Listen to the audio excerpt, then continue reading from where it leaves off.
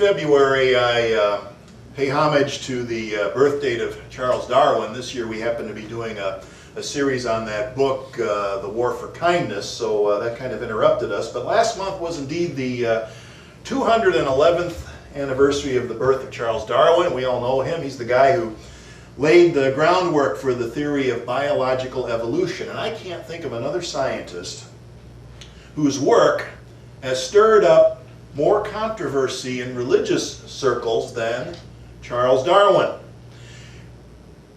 At one time, in our not-so-distant past, it was a crime to teach evolution in public schools.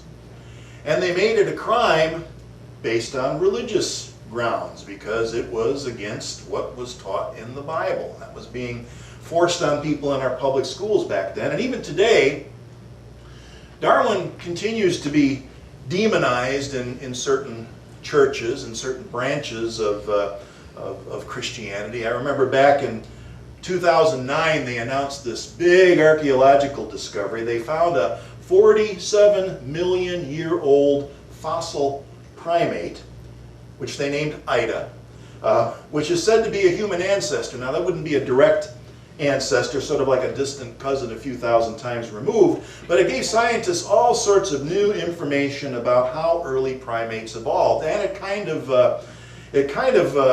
how shall we say, was significant evidence against what the creationists claimed, because they claimed the world's about only 6,000 years old, and here they found a 47-million-year-old fossil. So how do you right? So the day after the fossil was unveiled in New York, I got an email from a creationist group that was going to boldly refute this new fossil. They had a picture of the fossil up at the top of this email, and then there was the question: does Ida prove creationists wrong? A legitimate question. A very good question that they never even came close to answering. Instead, all we got was this long-winded article that talked about how Darwin was a fraud and a liar. No facts, no evidence, never mentioned the fossil again except for what was in the picture and the headline. That was it. So there's a technical term for what they did. It's called an ad hominem attack, which means attacking the person, right? If you're in a formal debate, following debate rules, and you do that, if you engage in an ad hominem argument, you're going to lose points, because what you're doing is you're conceding that you don't have any evidence. You don't have any facts, so you engage in an attack on someone's personal character instead. We had a similar thing in law practice, incidentally. I was a trial lawyer for 20 years before doing this, and we used to say that when the facts are on your side, pound on the facts. When the law is on your side, pound on the law. And when neither the facts or the law are on your side, pound on the table. The shorthand version is, when you can't make sense, make noise, which is what passes for a lot of our public debate these days, I'm afraid to say. I'm sorry to say. And you might be wondering, what am I doing getting emails and newsletters from a creationist group? Well, you've probably heard the term in politics, opposition research. I consider it part of my job to keep tabs on what groups like that are doing.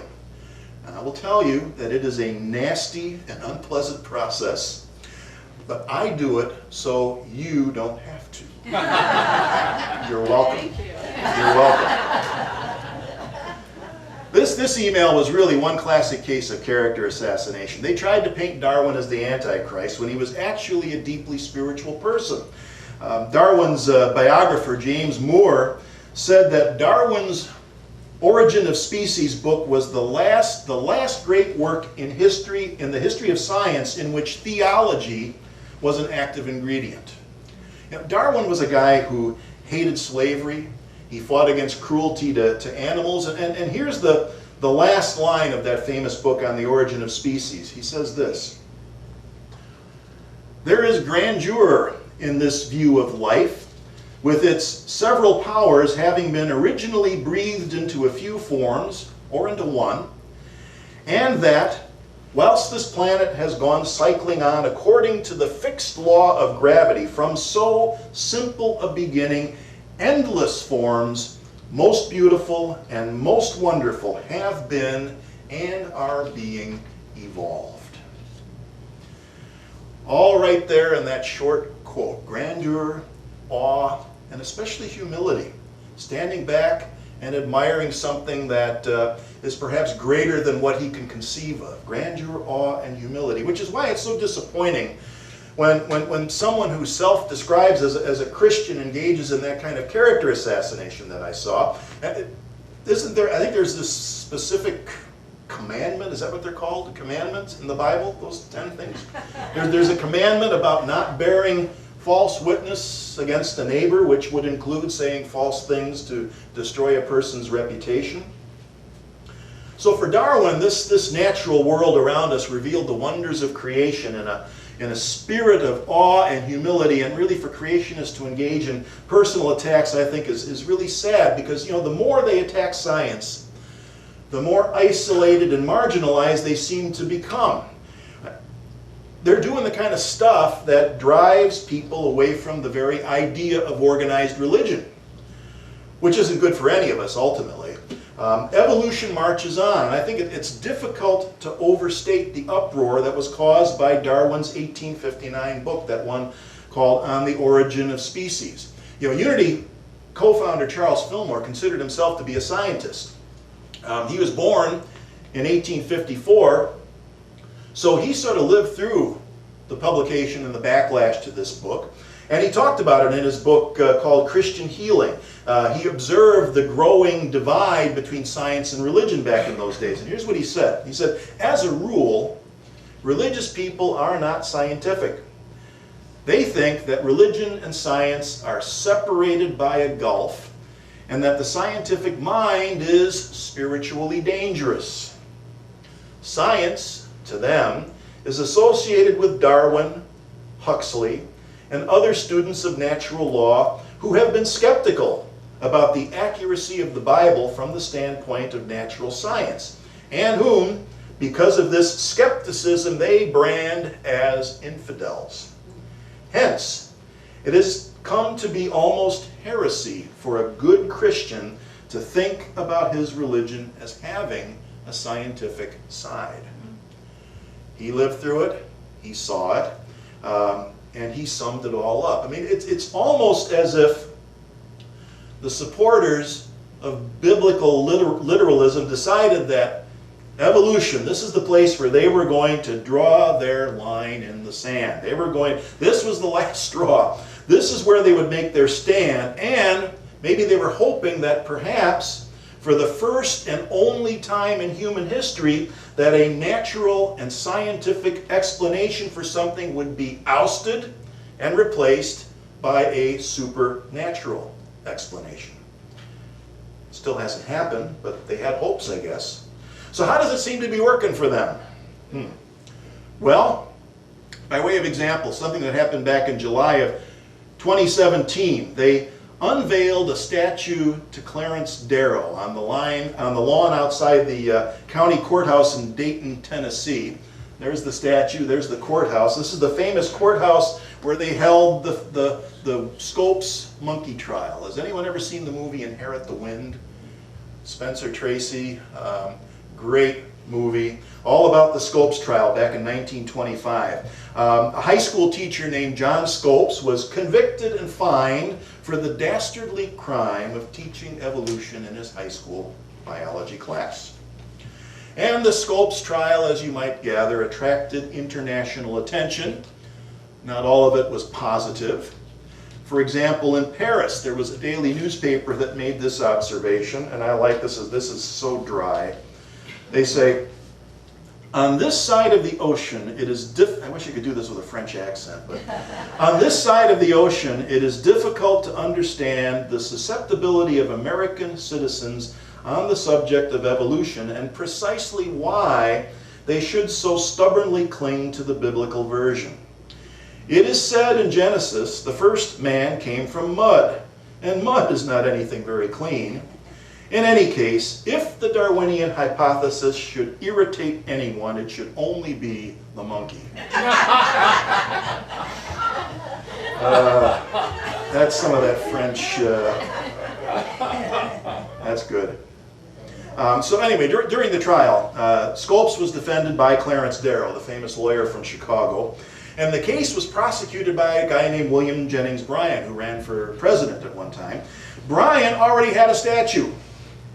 I think we have a picture of it here. Yeah, Bryan had a statue on there ever since 2005. Bryan had one, but Darrow didn't, which is an interesting message there. I mean, you know, and some folks thought both sides should have a statue.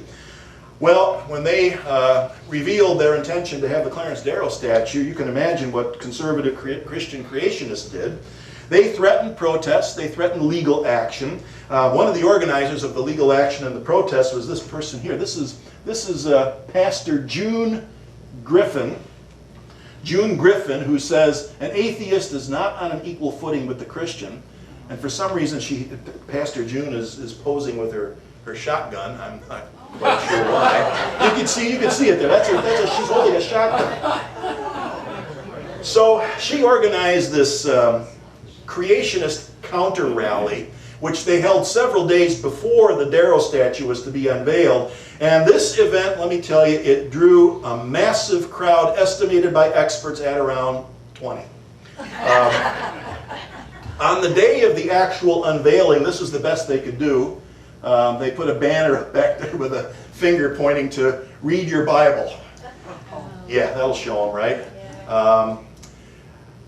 But I think that kind of, I guess I would call it a lack of enthusiasm for their rally, for their counter rally, is really the good news in all of this. But unfortunately, since then, since 2017, there was a Gallup poll in 2019 that shows that belief in creationism actually went up by about 2% in this country.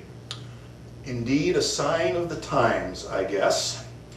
And I don't provide this information for the sake of provoking outrage, but in order to keep us vigilant, because it isn't harmless. This kind of anti-science creationism stuff isn't harmless. Back in 2006, and this was done in response to attempts to force creationism into science curriculum, which is an ongoing struggle. But the American Association for the Advancement of Science found it necessary to put out this statement, a press release, that goes like this. They say, evolution is one of the most robust and widely accepted principles of modern science. It is the foundation for research in a wide array of scientific fields and, accordingly, a core element in science education. The AAAS Board of Directors is deeply concerned, therefore, about legislation and policies recently introduced in a number of states and localities that would undermine the teaching of evolution and deprive students of the education they need to be informed and productive citizens in an increasingly technological global community. And of course, what we're going through right now just points up what a global community we are in and how we really do need to be more scientifically literate to deal with the issues that are confronting us in our culture. But I have another question. Why can't we have a balance? I mean, isn't there any way to have it all? Why can't we have a balance of spiritual and scientific? How about technology and philosophy? You know, I see people on both sides of this science, religion, science, spirituality debate acting like it's a zero-sum game. You know what a zero-sum game is, right? There has to be one winner and one loser. Why can't we have a win-win situation here, what they call a non-zero-sum game going on in this debate? Now, so far today, I have been critical of creationism. I think the criticism is justified. I hope that my tone has been civil and not overly snarky. Well, we try. But I also reserve some criticism for the science and technology side of the debate. From time to time, we see the science and tech sector engaging in something that they call scientism. Now, I'm not going to say that scientism and creationism are equally bad. I don't think it's even a close question here, but scientism is a part of that zero-sum game that's going on in the debate. In case you haven't heard, scientism is defined as the promotion of science as the best or only, and that's usually the form it takes, as the only objective means by which society should determine normative and epistemological values. In other words, to determine what is good and what is true. Science is the only objective way to do that. That's scientism. And in its worst manifestation, scientism denies or denigrates the usefulness of any non-scientific activity, particularly within the humanities. For example, there have been a few prominent scientists who have somberly declared that philosophy is useless because it doesn't contribute to solving scientific problems. That, my friends, is scientism at its worst. And the problem is that it makes science, or scientism makes science sound like nihilism. They seem to be equating science with nihilism, which is the belief that life is without meaning, purpose, or value, and that it's pointless to even try to discern meaning, purpose, and value for yourself. I mean, what an awful worldview. Speaking of birthdays, yesterday was Albert Einstein's birthday. Take a guess what he thought about nihilism. He was a scientist. I think we can all concede that he was a pretty darn good scientist. Here's what he said about nihilism. He said, "The man who regards his own life and that of his fellow creatures as meaningless is not merely unfortunate, but almost disqualified for life." That's pretty darn harsh, isn't it? So, to all of you scientistic nihilists out there, Einstein thinks you're disqualified for life. Find some meaning in that, right? Put that in your, yeah. Incidentally, I can guarantee you, I don't know this for sure, but I would bet a good sum of money on the fact that almost every single scientist who buys into the scientistic bordering on nihilistic worldview has a pretty good idea why they get out of bed every morning, right? They figured out for themselves what the meaning of life is. Otherwise, they wouldn't bother getting out of bed and moving on with their scientific research and things like that. They've managed to discern a reason for living. Their lives have purpose that they have discerned for themselves. And I think that's ultimately what it's all about here. They just don't, they don't really think the universe is meaningless. They just don't want to have the meaning of their lives or their values dictated to them by some old book or some cleric authoritarian. That's the issue here. So I think we can turn this we can turn this zero-sum game into a win-win proposition. I think it's possible. I want to close today with a quote by Daniel Dennett, who is rapidly becoming my favorite philosopher of science. There he is up there. It might have something to do with that rockin' beard that he has. Same thing for Darwin. Isn't that interesting? But he's one of my favorite philosophers of science, and he wrote a book called Darwin's Dangerous Idea. Darwin's Dangerous Idea. And he gave an interview, I think it was last year sometime, where he explained what he meant by that. He said, Darwin's dangerous idea is that box music, Christianity, human culture, the human mind, and Homo sapiens all exist as fruits of a single tree, the tree of life, which created itself not in a miraculous instantaneous whoosh, but slowly, slowly. Is this tree of life a God one could worship, pray to, fear? Probably not. But it is greater than anything any of us will ever conceive of in detail worthy of its detail. I could not pray to it, but I can stand in affirmation of its magnificence. This world is sacred. I think that's a great example of what a win-win approach to the debate between science and spirituality, or science and the humanities might look like. I think his philosophical and poetic approach to science is far more productive and far more likely to bring people together from both sides to the middle, which I think is a worthy goal by itself. That's all for today. We'll see you again next week.